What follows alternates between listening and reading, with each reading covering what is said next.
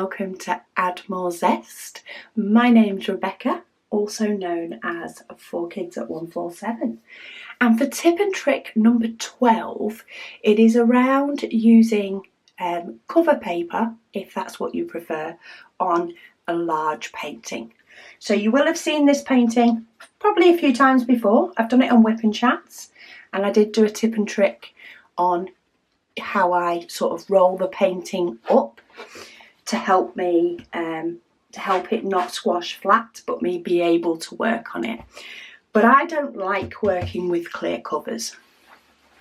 The reason being, for myself, is if I was to pull this clear cover back and say start working here on this symbol, I would find myself doing this section, but then I'd chase it up here, and then I'd probably chase it up here, and then I might go, oh, I've just got a few diamonds left in my tray, and I'll just pull it back and I'll chase it up here.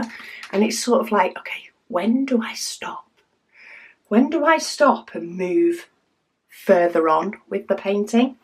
Yeah, and that distracts me. I like to work on a section at a time, so I like using cover paper. However, on a large painting that isn't, you know, just a size that I'm never gonna roll. So if I had a painting that I'm not gonna roll that's 30 by 40, that's great. But for paintings that are big, that I need to roll it to work on my A3 easel, then I have another way of using cover paper. So I keep the clear paper on the rest of the painting, and I only section off 2 rows. Okay, so what I'll do is I'll start working, for example, down here.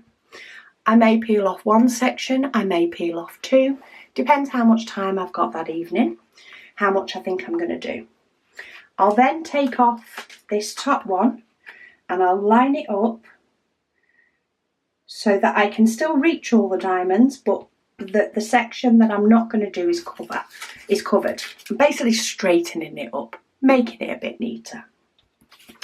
And then for this piece of paper, I will move it up and I'll put it up here. So I'm still using the same 8 sheets of paper. I will move these up each section that I do until they're all done. And then I will trim the cover paper down again so that I don't have any hanging over. So if you can imagine, if I just do it on this half, if I was then doing this one, I'd then move this up. And of course I would have done the whole row anyway, but when I get to the point of moving this up, this would actually be hanging over the top of the next piece. So what I do is I trim it down and I get rid of that and I just put it in the bin and I move on. So that is how you can make cover paper work on a big painting. Because if you use more, I find if you use more than like 2 rows, you know, when you fold it with cover paper, it pops up. You've got the chance of attracting dust and stuff. And it definitely doesn't like to roll as much. It will stand a little bit of rolling, but not a lot. It starts popping back up. So if I roll more than 2, I find I end up with loads of gaps, whereas 2 is quite a nice strip. So I can roll this. I can roll that a little bit if I want to put it back in its box, and the cover paper tends to be fine. But more often than not, I can just leave it like that when I'm done, and the cover paper stays flat, but it's compact. It can move over to the side and out the way.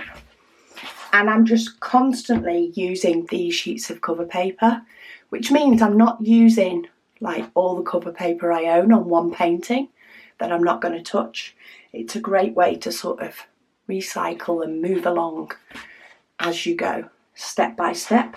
And it doesn't use a whole load of cover paper. You don't need to buy a ton to make a large painting work. And because I'm working on, for example, this section, my eye doesn't wander to all of these up there because I'm focused on this block and what it is that I need to do in this section, or indeed these two sections if I decide to do two. That's what I'll be focused on, and I won't find, oh, there's just one up there, there's just one up there.